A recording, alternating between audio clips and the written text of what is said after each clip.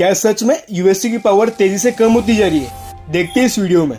USA ने Israel और Iran war पर सीज फायर अनाउंस करके भी इस सीज फायर के स्टार्टिंग स्टेज में इजराइल और ईरान ने हमला चालू रखा एंड फाइनली एंडिंग स्टेज में ये स्ट्रगल टेम्पररीली खत्म हुआ।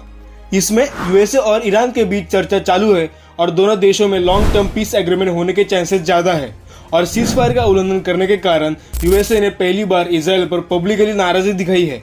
अभी तो ये वॉर रुक गई है।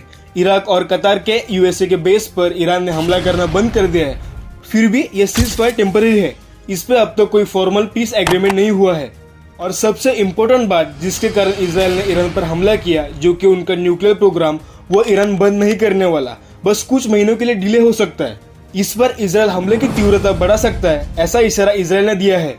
इन सब बातों में पेंटागन के सीक्रेट रिपोर्ट से ऐसा पता चलता है कि यूएसए ने ईरान पर किए हुए हमले का ईरान को कुछ ज्यादा नुकसान नहीं हुआ है। ईरान के न्यूक्लियर स्टॉक्स पूरी तरह सेफ है।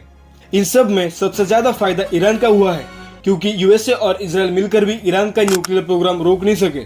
पेंटागन रिपोर्ट के कारण यूएसए का इन्फ्लुएंस कुछ हद तक कम हुआ है और इन सब में रशिया और चाइना को ऑप्शनल पीस ब्रोकर के रूप में देखा जा सकता है।